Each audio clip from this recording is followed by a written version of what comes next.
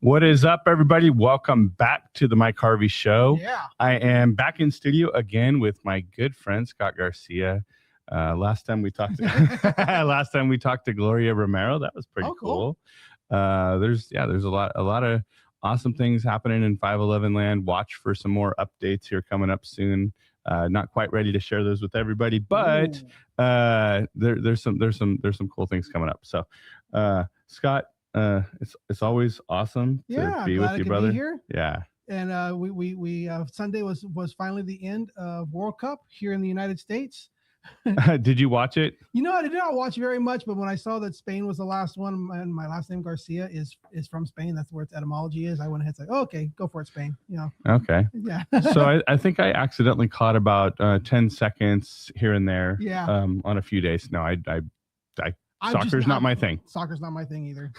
But sorry, everybody. Neither really is baseball.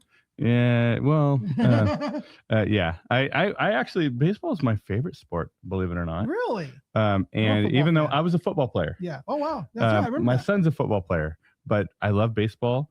Of course, you know, always a friendly rivalry because I've always been a Yankees fan. So I always like to tease all the fans of the Dodgers. Around here, I know that it's not completely popular, but yeah, living in Bakersfield and everything, I am not a Dodger fan either. No. I think once the Raiders left LA, all the gang members, fans moved over to the Dodgers from the Raiders. So that's kind of what you're left with. Last couple of times I went there, and there goes half our audience. They just checked out right That's there. All right. We forgive you. Like I always say, everybody has a right to be wrong. And if you're a Dodger fan, God forgives you. I totally joke. We love our Dodger fans.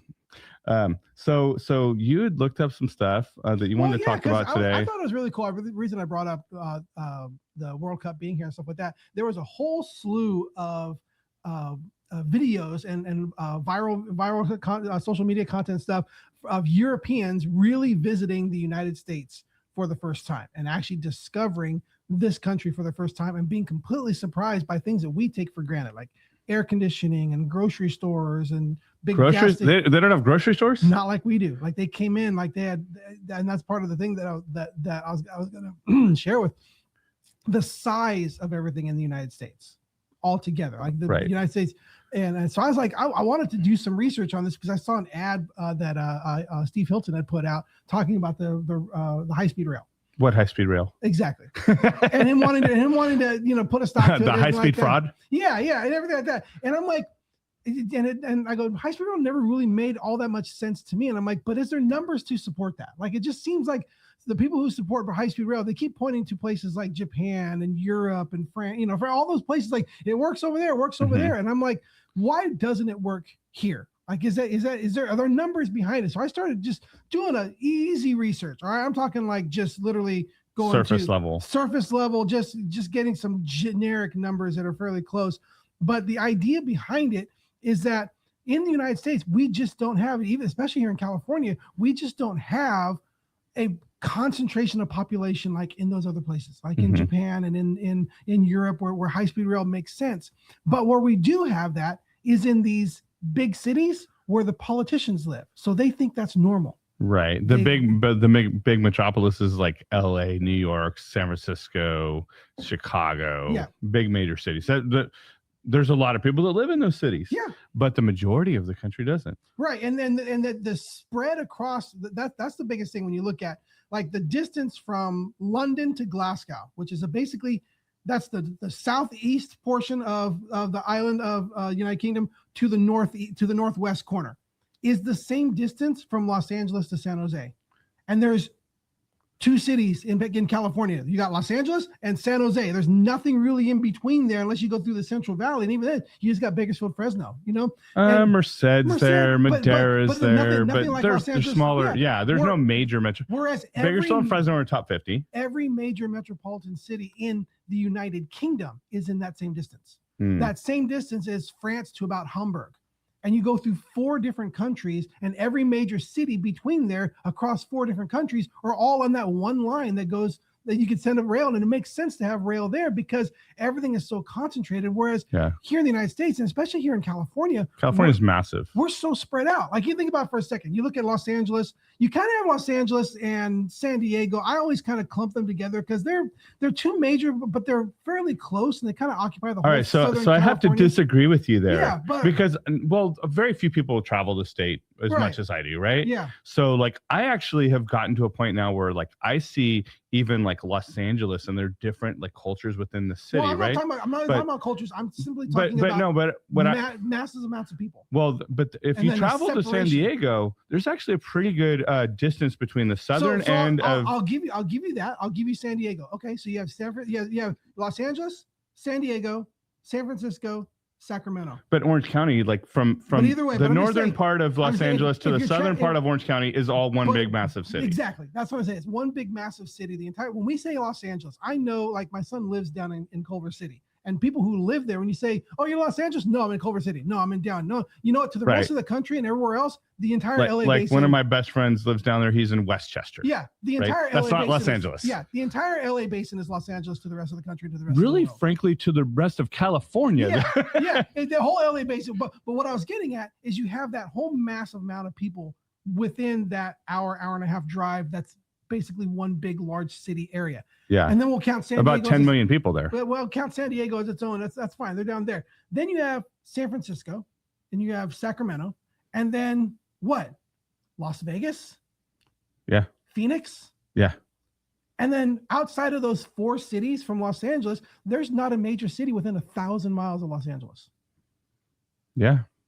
That's just how spread out we are. Let's see. No, yeah, you're right. Yeah, there's not a major city within about 1,000 miles of Los Angeles outside of San Francisco, Sacramento, San Diego, Las Vegas, and all of those are 4 or 5 hours. Other than San Diego, those are all 4 or 5 hour drives, 6 hour drives from Los Angeles in different directions. Right. They're not in a single line. Like you go to the East Coast. You go to the East Coast of the United States, and you have that same distance. I kind of measured out what is that distance from San Francisco or from San Jose to Los Angeles. You go to the East Coast, and you can get all the way from Washington in one straight line on one rail. You can go Washington, D.C., Maryland, Baltimore, Washington, D.C., Baltimore, Philadelphia, Trenton, New Jersey, New York. You can go up to Providence, Rhode Island, and all the way up to Boston in one line. Right, they're very concentrated over on that side. And it makes sense to have rail there because there's all those things.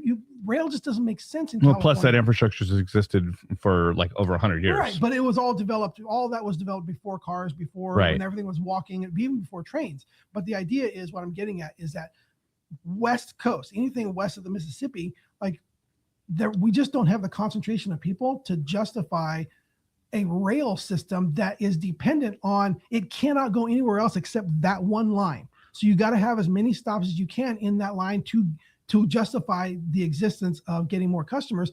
And California is just so much distance between these places in multiple directions. There is not one rail line that's what they tried to do. They ran it up the Central Valley just so they could include Sacramento and then cut over to San Francisco. Just let's add Bakersfield, Fresno, and all and those. Just so we could add maybe some customers that might use it.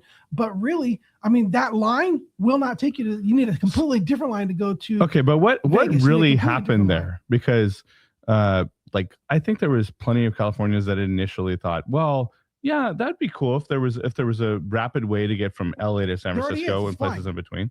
There already exists for a reasonable price, right? Because what's the cost of flying? Well, the cost of rail is more expensive than flying. Really? Yeah. Okay. Go get an Amtrak ticket. And you're right. No, you're right. You're absolutely right. Plane ticket, and it's cheaper and faster. You're 7-8 hours on an Amtrak, and half of that is in a bus because the train doesn't even go where you're going, or you just hop on a plane and fly. But what it comes down to is population densities, and this is what's crazy. When I started looking this up, so 73% of Europeans, all of Europe. 73% of Europeans live in a population density of 10,000, equal to or greater than 10,000 people per square mile. Okay. Wow. What do you think that is in the United States? Like less than half. Like less than 50%? Yeah. Less than that? Yep. 25. 10? 5? 2? 4% of Americans live in a population density of 10,000 people or more per square mile. Wow. That square mile, that is a radius of a half mile. So you put a center, half mile, draw a circle. In Bakersfield, we're 2,700 people per square mile here. And here we feel like it's too crowded. Right, exactly. There are, get this, in all of the United States, there are 10 metropolitan areas that are greater than 10,000 per square mile. Do you have them memorized? No, I don't know. It's like New They're York. They're going to be the typical ones you think of. It's New York, but some that aren't on there. So, like, of course, LA, San Francisco, New York, Miami, Chicago, Boston. What's surprising, not on there. Dallas is not on there because it's so spread out. Right. All right. Houston probably is. Nope. Really? You know what actually is? Providence, Rhode Island. Yeah. Okay. Because there's a lot of New York people and Boston people right between there, so it's very concentrated there. But there's only a dozen cities that have the population over 10,000. And what that means is that. And if you ever visited any of those cities, like you feel like you're suffocating. Yeah, exactly. And what happens, because I started going into all kinds of numbers, and it's pretty crazy. Like, like grocery stores. Like, because that was one of the things when they came and visited, like, your grocery stores are huge. You have all this selection. Well, that comes down to the size of our country. Because we don't have as many population dense areas, it doesn't make sense you don't have a bunch of small all over stores, the place. All over the place. You have one big one that everybody comes to. And maybe a city like Bakersfield has maybe a dozen grocery stores? I bet there's more than that. Yeah, 15, 20 grocery stores. But we do have the small, like, little mom and pop shops very also. Few, but I'm not talking convenience stores. I'm talking your local. You would say you would go to your grocery store. Where's your grocery store? So they just put in one down the street from us, actually, a small, like, local small chain. And I know, like, those are unheard of. There's a few, but there used to be like a lot Green more. Frog and Young's Market. Young's Market, and, there's Apple Market and some of those. But even those aren't like what they are in Europe. So in the United those States, were big. Well, yeah, okay. So in the United States, what do you think is the average size of a grocery store in the United States? Square footage wise. I'm terrible with these kind of numbers. So 20,000? 35,000 square feet. Wow. Which is roughly the size of slightly bigger than a half a football field. Okay. Is the average grocery store.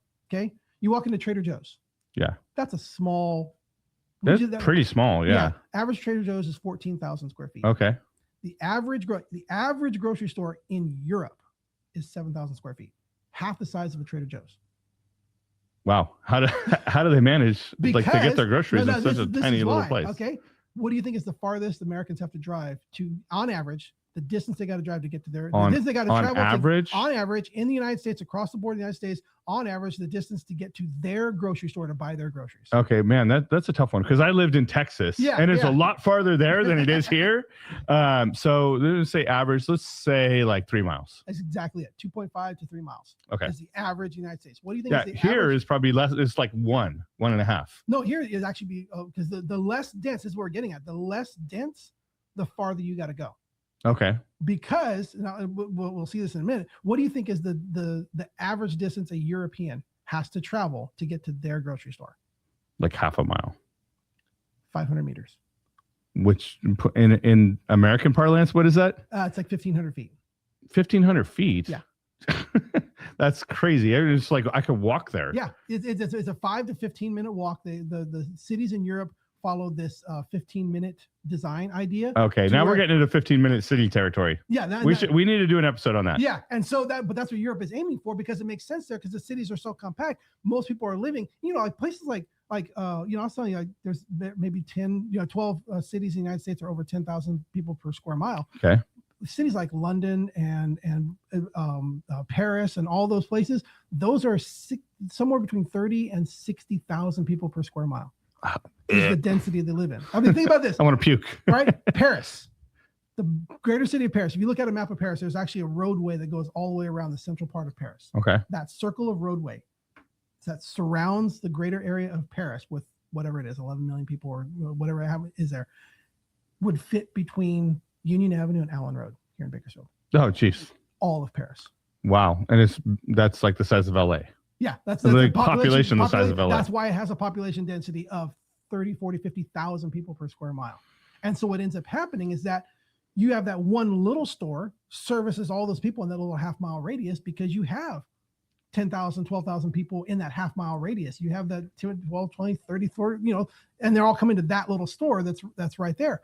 Whereas here in the United States, it doesn't make sense to have a little store because you can't support it with the 1,000 people that are around there. Right. So you have a bigger store, and because you have a bigger store, you have, well, what do you fill it with? Well, you fill it with more stuff and more variety. And, you go to a store in Europe and you got that one shelf for, salad dressing. So you got like the 5 flavors of salad dressing and like, that's it. Where you come to the United States and you've got 17 brands of ranch and 22 brands of blue cheese. And you have a whole aisle that's just salad dressing. And that blows people away coming from Europe, because how is this? It's simply because we're so spread out. The United States is so large and we're so spread out that it's just a different culture. The way we move, the way we operate, the way we live our lives just doesn't match anywhere else in the world. Right. And it's a completely different thinking. The problem is there are those dozen cities or so that are highly compact. Right. And that's typically where your loudest, most politically active people are. DSA. And they think that's normal. Gavin Newsom, growing up and living and working in San Francisco, thinks that's normal. He's never lived in Bakersfield. There's nothing normal about San Francisco. Yeah, but to them, they think, well, of course it makes sense that California, let's implement the the complete streets model for all of California, so that the streets will make them so that they're accessible to not just cars, but also to bicycles and people walking. And in San Francisco, I bet you that makes sense. But in Bakersfield, it doesn't make sense to lose a lane of traffic to make an extra wide Union Avenue, Buena Vista. Like we lost Garza the whole Circle. lane, we lost the whole lane of traffic on Buena Vista, which is like the main artery from Southwest Bakersfield to West Bakersfield on the west side. Just for what? For bicycle. How many bikes have you seen in those lanes? Never. I've never seen one. I see the kids riding around on their bikes. The mini bikes? Yeah. Well, that's a whole other episode too. But see, they don't live in the real world. They live in one of the 12 cities that maybe that makes sense. But then they're making these policies for everywhere that they've never been, and these are people making policies who don't drive themselves. Right.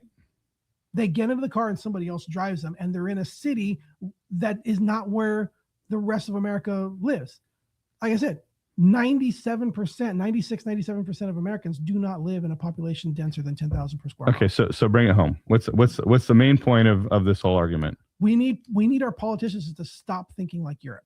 We are not Europe. The United States is not Europe. California is not Europe. We are unique, and people who have come from Europe should have opened their eyes are open. We as Americans need to have our eyes open again to realize how unique our country is, how unique we are, and we shouldn't be trying to model off of all these places that are not like us.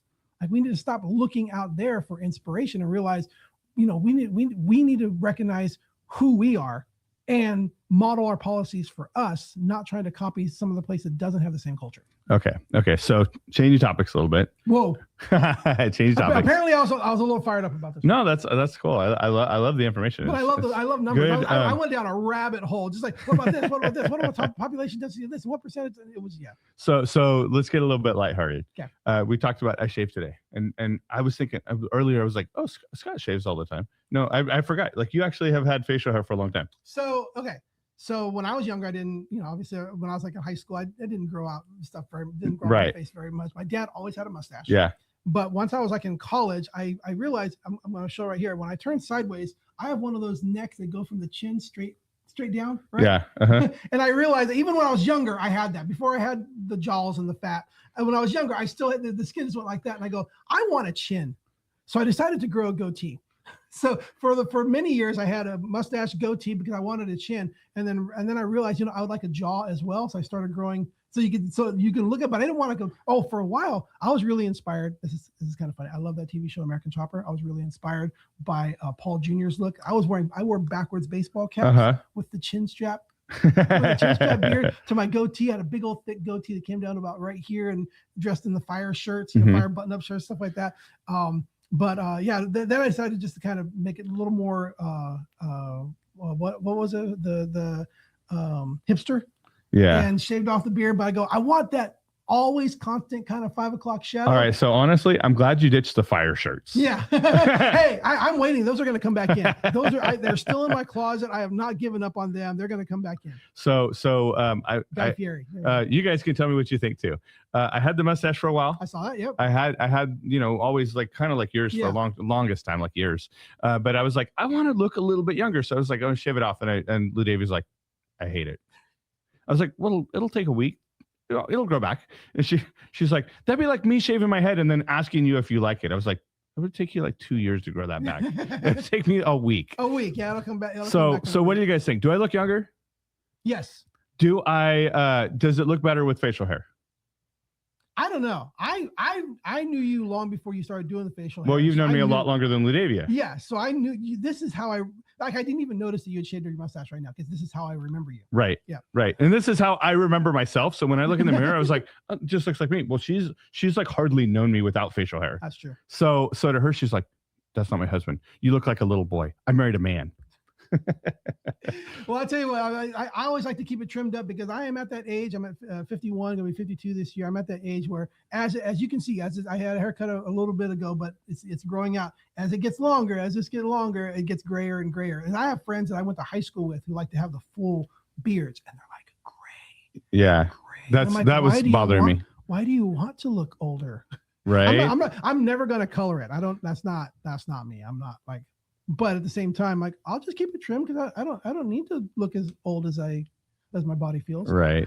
So vain. One of the things I want to do, and I think you're gonna love this, Scott. Okay. I'm gonna start coming to you guys watching this, talking a little bit more about ministry stuff. Oh, cool. Because my heart has kind of shifted, more towards that. And of course, like we care about the political side of California, but not everything has to be political, right? Although there's an argument like, there's a lot of things that are spiritual that are also being affected politically. Yes. But guys, I'm actually gonna come to you more. There's some things like God's doing in my life, and I want to share that with you. We don't have time to do that today, but stay tuned because Scott and I are gonna be talking about that. I know that's 100% your heart. Well, I'll send you the link. I just spoke on the 4th of July weekend at my church that I go to about that, and it's probably not a popular opinion among people who are Christian nationalists, but I really was like, part of the thing was like, I think Christians really are more focused on making America a Christian nation because then we get to keep living comfortably and not be challenged. Well, America is a Christian nation. Well, I'm saying to the focus being it hasn't been exemplifying. The fruits have been falling, but what I'm saying is, we want a Christian nation politically. We want a politically Christian nation, whereas there are revivals happening around the world where it's difficult being a Christian. In places like China and Iran and the Middle East, where it's difficult to be a Christian, there's revivals. But here in America, we don't really get that much revival because we're comfortable. And I think that a lot of Christians want their politics and their political things to be a Christian nation, America a Christian nation. So it's still easier for us to be Christians. We don't want to be challenged. And I feel that that's a big part of. So I literally had that conversation with a pastor Wednesday before we went to youth camp. Mm-hmm. And I told him, I said, sometimes, and this goes right along with what you're saying, for people that are highly capable and people that are hard workers, like, not to be like, well, look at me, but like I think anybody who knows me would say, yeah, you're very capable. You work your butt off.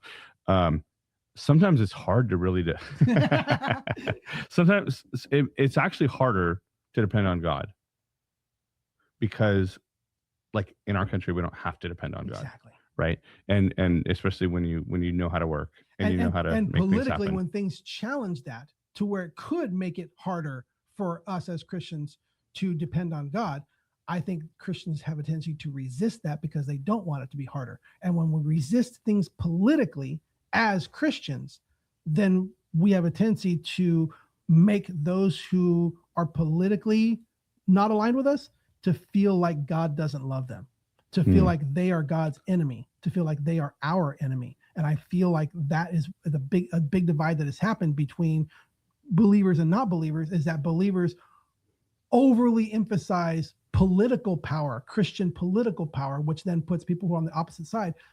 Basically, as Christians, we're telling them you're an enemy of God. And how are they going to turn to God if we're treating them like our enemy? All right, so that might be a topic for another day. Yeah. But that's I'm gonna hit it here. That's all we have for today. Y'all, God bless, and thank you for watching. See ya.